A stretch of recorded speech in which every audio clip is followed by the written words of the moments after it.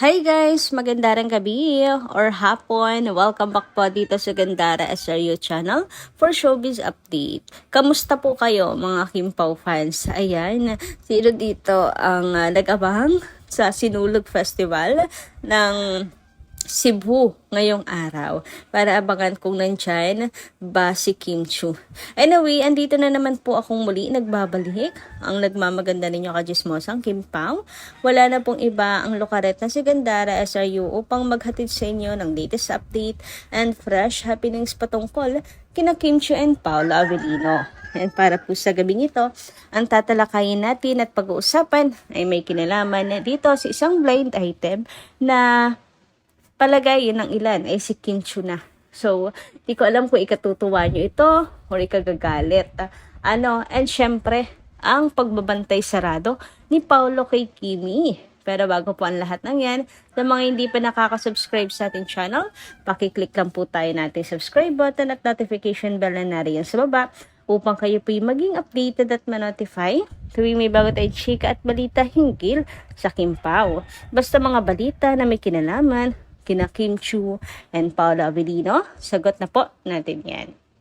So, unahin po natin pag-usapan ngayon ang blind item na inilabas ni Pep PH. So, ito yung kanyang blind item dito. Actress, baka hindi matuloy ang pelikula dahil sa pagbubuntis. Ayon sa kanilang caption, inaasahang magiging malaking balita at siguradong pagpepiestahan ng mga mahilig sa showbiz gossip ang nakatakdang pagiging ina ng aktres dahil sa popularidad nila ng kanyang karelasyon at sa mga isyong kanilang kinasasangkutan.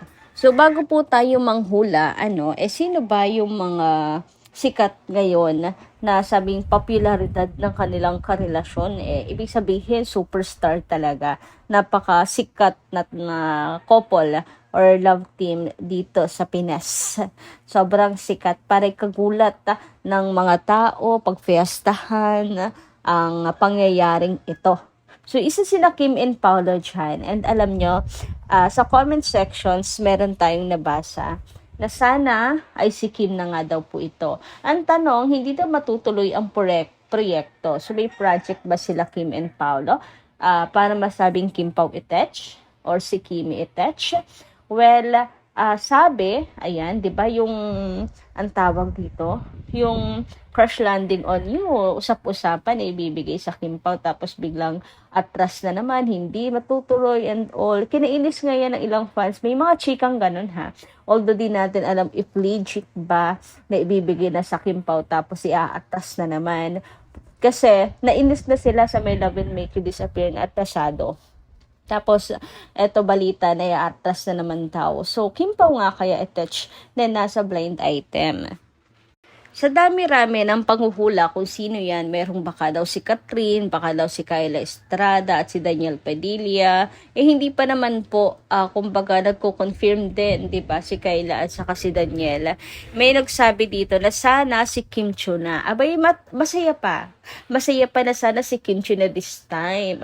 So, tingin ko, kung ito yung pagbabasehan natin, kung sa isip-isip ko, may mapapakamot talaga sa ulo si Kim Papakamot sa ulo si Kim na sana si Kim na. Kasi ako alam niyo naman ang paniniwala ko kay Kim, di ba? Hindi yan magpapagalaw. No live-in hanggat hindi kasal. Ganyan ang paniniwala ko kay Kim. So sa utak ko napapakamot na lang sa ulo si Kim Chiu. Pero pagpalagay natin yung ibang comment kasi hindi lang naman opinion ko ang valid dito. Opinion ng lahat, 'di ba? So sana si Kim Chiu na. So mukhang masaya naman sila. Dito sa comment na to, mukhang masaya naman na sana si Kim. Kasi wini-wish na sana nga si Kim pa itong nasa blind item na to. Kaya sa ngayon ay mga positive comment naman yung nababasa ko na sana si Kim na siguro ganun talaga nila kagusto na si Kim Chiu ay lumagay na sa tahimik talaga. Tuluyan ng makapagpahinga sa show business sa daming stress, 'di ba? Alam niyo naman napaka-workaholic ni Kimi.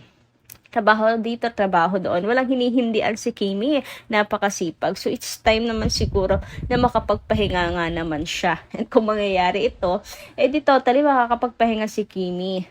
'Di ba? Tapos, alam niyo, usong-uso pa yung balita nga na sa kasal ng Kim Pao na para mga sobrang hot ng chika na yan ngayon. Nag 2026 lang. Siguro may kinalaman din to sa sinabi ni Pao na sa 2026 ready na siya. So, abangan natin yan. Mukhang tutuparin naman ni Paula Avellino ang kanyang pangako, di ba? Naniniwala din po ba kayo doon? And ayun nga, since may nagsabi at may mga comment doon na sana si Kim Chiu na and palagay nila Kim Pao na i-touch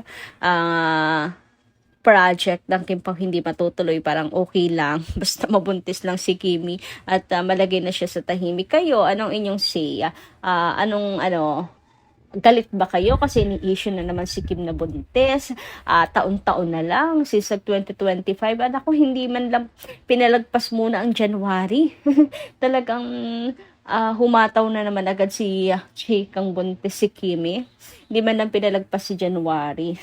Agad, welcome agad si January. Di ba?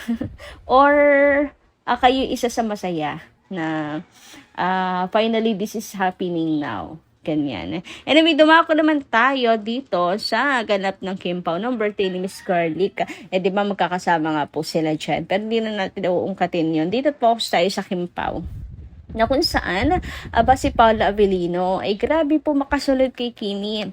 Talagang ang mga mata niya hindi nawawala kay Kim Chiu. Bantay sarado talaga si Kim. Kita niyo yung mga larawan na yan. Di ba? Hindi mapapakali si Pao hanggat yung mata niya hindi nakatoon kay Kim Chiu. Siguro, tinitingnan niya bawat step ni Kimi baka madapa. Charot lang. Or sadyang may iniingatan na siya. Uy, makakonek naman, nabagas talaga. Parang gusto rin. But anyway, ayun nga.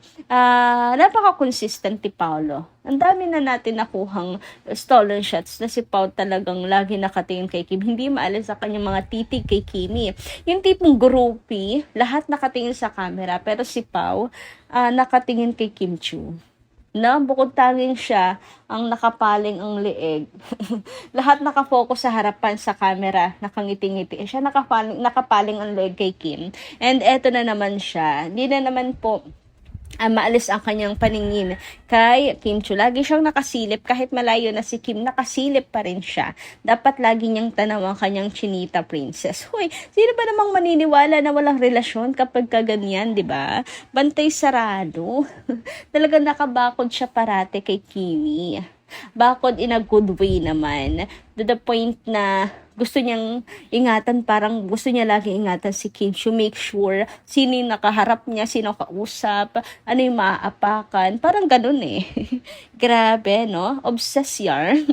Anyway, masaya kami yung mga Kim Pao fans na nakikita namin ganito si Pao pagdating kay Kim Chiu. Kayo ba? Anong yung say tungkol dito? Ako, happy ako.